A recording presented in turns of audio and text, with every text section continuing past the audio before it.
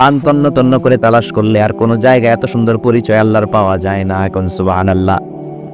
এজন্য এই আয়াতটার দাম এত বেশি। আবার এই আয়াতের মধ্যে রব্বুল আলামিন তাওহীদের কথা বলেছেন। কিসের কথা? তাওহীদেরই মুর্শিদ আমার মুহাম্মাদের নাম বলো, মুহাম্মাদের নাম। আল্লাহর নাম জপলে বুঝতে পারি আল্লাহরই কালাম বলো, মুহাম্মাদের নাম। আল্লাহ আল্লাহ তার একত্ববাদের ঘোষণা দিলেন, তিনি যে এক এবং একক। এই ঘোষণাটা আয়াতের মধ্যে আছে, এই জন্য আয়াতের মর্যাদা বাড়িয়ে দিয়েছে কে? আবার এই আয়াতের মধ্যে আল্লাহর 4টা সিফাতি নাম আছে। জোরে বলেন কয়টা? 1 নম্বরে আল হাইয়্যু, 2 নম্বরে আল কাইয়্যুম, 3 নম্বরে আল আলী, 4 নম্বরে আল আযীম। এই 4টা আল্লাহর সিফাতি নাম এই আয়াতের মধ্যে থাকার কারণে আয়াতের মর্যাদা বাড়িয়ে দিয়েছে কে? আবার এই একটা আয়াতে রব্বুল আলামিন তিনি যে কত ক্ষমতাবান, তার কুদরত যে কত বড়, তার জ্ঞানের সীমানা যে কত বড়, এগুলোর বর্ণনা দিয়েছেন। আবার এই আয়াতের মধ্যে আল্লাহ কুরসির বর্ণনা দিয়েছেন। কুরসি হচ্ছে পৃথিবীতে মহাবিশ্বে আল্লাহ যে 4টা জিনিস সর্বপ্রথম তৈরি করেছে, আরশ, কুরসি, লৌহ, কলম, এই 4টা জিনিসকে মহাবিশ্বে আল্লাহ সর্বপ্রথম তৈরি করেছেন। এই কুরসির কথাও এই আয়াতের মধ্যে আছে না নাই? আছে। এই কুরসি শব্দটা থেকেই আয়াতের নামকরণ করা হয়েছে আয়াতুল কুরসি। এরপরে বিশ্বনবী আপনাদেরকে বললেন, মান কারা আয়াতুল কুরসি দুবুরা কুল্লি সালাতিন মাকতুবাতিন লাম ইয়ামনাহু মিন দুখুলিল জান্নাতি ইল্লাল মাউত। কেউ যদি প্রত্যেক ফরজ নামাজের পরে একবার করে আয়াতুল কুরসি পড়ে, সে জান্নাতে ঢোকার ক্ষেত্রে কোনো বাধা নাই, একটাই বাধা, তার মরণ। লোকটা মরে না, তাই জান্নাতে যায় না, মরলেই জান্নাতি। আল্লাহু আকবার। এই জন্য প্রত্যেক ফরজ নামাজের পরে আয়াতুল কুরসি পড়ার দরকার আছে না নাই? It should be a special wazifa for every Muslim at every evening and every morning. After every congregational prayer you offer, it must. প্রত্যেক জামাতে নামাজের পরে প্রত্যেক মুসলমানের ওয়াজিফা হওয়া দরকার আয়াতুল কুরসি। ইমাম সাহেব সালাম ফিরাবে, সালাম ফেরানোর পরে আপনি আয়াতুল কুরসি পড়বেন। কিন্তু ইমাম সাহেবরা তো সময় দেয় না। আমাদের দেশে সালামের পরে হুট করে একটা মুনাজাত আছে না নাই? মুনাজাত দিবেন, সমস্যা নাই, কিন্তু আগে তাসবিহ পড়বেন। আমাদের দেশে এরকম আসসালামু আলাইকুম, আসসালামু আলাইকুম রাহমাতুল্লাহ, আমিন, ইয়া রাহমান রাহিম, শেষ। তো আপনি কি চাইলেন আল্লাহর কাছে? কি চাইলেন? আমিন ইয়া রাহমান রাহিমিন। এত কম সময় কেন তোমার? জি বাংলা দেখতে তো তোমার সময় পাওয়া যায়, স্টার জলসা দেখতে সময় আছে, কিরণমালা দেখতে সময় আছে, বিপিএল এর খেলা দেখার সময় আছে, আইপিএল এর সময় আছে, আইসিসির সময় আছে, খুলনার সাথে কুমিল্লার ফাইনাল খেলা ওইটা দেখারও সময় আছে। কিন্তু আল্লাহর কাছে যাওয়ার সময় নাই। এক সাহাবী প্রতিদিন সালামের পরে দৌড় দিত, রাসূল বললেন এক নাইক বসো। ওই নবী কাজ আছে, বেটা বস। আল্লাহর কাছে চা আমার কিছু চাওয়ার নাই। রাসূল কিছু চাওয়ার না থাকলে নুন চা, লবণটাও আল্লাহর কাছে চা। তোমার পায়ের জুতা যদি ছিঁড়ে যায়, মুচির কাছে পড়ে যাবা, মুচির কাছে যাওয়ার আগে চাইতে হবে একজনের কাছে, তিনি কে? এজন্য প্রত্যেক ফরজ নামাজের পরে তাসবিহ পড়বেন। বিশ্বনবী তাসবিহ পড়তেন, এগুলো মানুষ জানেই না। বিশ্বনবী সালাম ফিরানোর পরে প্রত্যেক নামাজের পর সাহাবাদের দিকে মুখ ফিরিয়ে বসতেন। কিন্তু আমাদের দেশে শুধু ফজরের নামাজের পর আর আসরের নামাজের পর ইমাম সাহেবরা বসে, ঠিক কিনা? বাকি 3 নামাজে জোহর, মাগরিব, এশার পরে কি বসে? কি করে? সালাম আলাইকুম, সালাম আলাইকুম, আমিন ইয়া রাহমান রাহিম, ঠিক কিনা? তো এত কম সময় কেন আপনার মিয়া? বিশ্বনবী ঘুরে বসে থাকতে পারেন, তাসবিহ পড়তে পারেন, আপনি কোন কলিমদ্দি হয়ে গিয়েছেন। প্রত্যেক নামাজের পরে মুসল্লিদের দিকে ফিরে বসেন।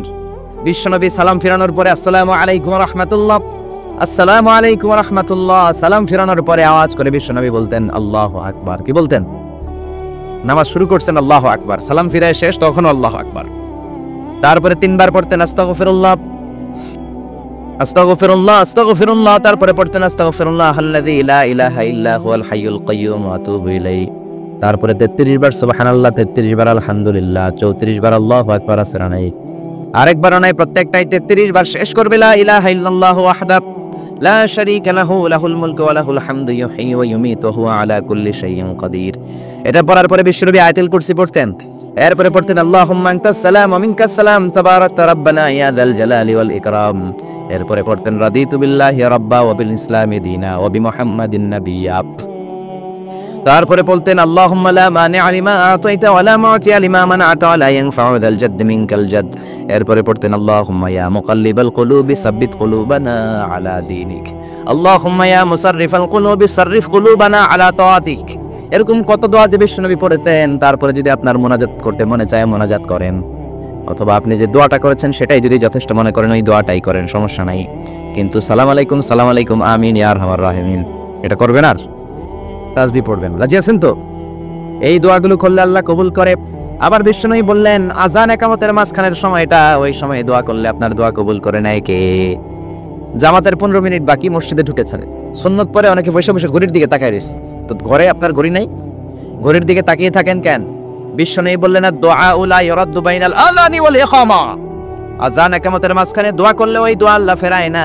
সুন্নত পরে আপনি বসে থাকার দরকার নাই। বাজারে যাওয়ার আগে যেমনি লিস্টি করে যান, পটল লাগবে, লাউ লাগবে, মাছ লাগবে, আল্লাহর কাছেও আপনার কি কি চাওয়া লাগবে কাগজের মধ্যে লিস্টি করে নিয়ে যাবেন। মসজিদে বসে বসে সুন্নত নামাজের পরে মুয়াজ্জিনের ইকামতের আগে ওইগুলো আল্লাহর কাছে চাওয়ার দরকার আছে না নাই? আবার বিশ্বনবী বললেন দুআউ লা ইউরাদ্দু তাহতাল মাতার, বৃষ্টির নিচে দাঁড়িয়ে যখন তোমরা দোয়া করো ওই দোয়াটা কবুল করে কে? তুফান, থান্ডার, সাইক্লোন, টর্নেডো যেটা হয় ওই বৃষ্টিটা না, ভ্যাপসা একটা গরম, এই গরমটাকে দূর করে দেওয়ার জন্য দেখবেন ঝিরি ঝিরি একটা রহমতের বৃষ্টি পড়ে, আছে না নাই? ওই দোয়ার নিচে দাঁড়িয়ে ওই বৃষ্টির পানি হাতের মধ্যে নিয়ে যদি আপনি আল্লাহর কাছে দোয়া করেন, দোয়া কবুল করে নেবে কে? আল্লাহ। বৃষ্টির সময় দোয়া করলে যে কবুল হয় এটা জানেই না, তো দোয়া করবে কেমনে? বৃষ্টির সময় দোয়া করবেন।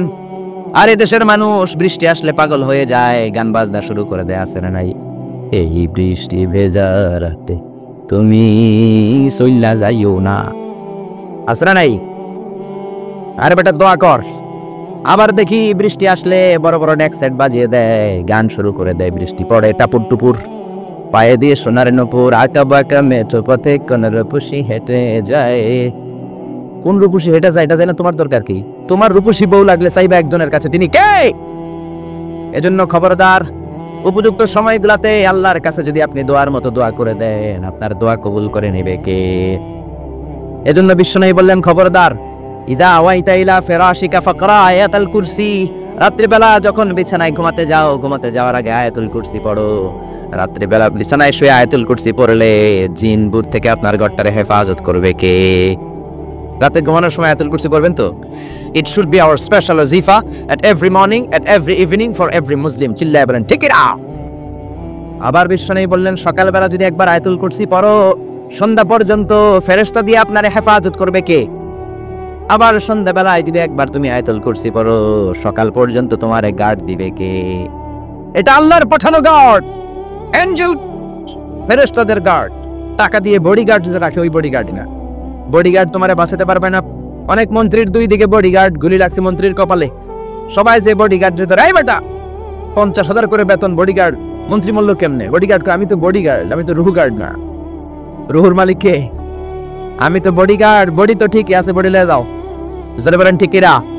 এজন্য খবরদার এই ওয়াজিফাগুলো মিস করবেন না। সকালবেলা যদি একবার ওয়াজিফা পড়েন আয়াতুল কুরসি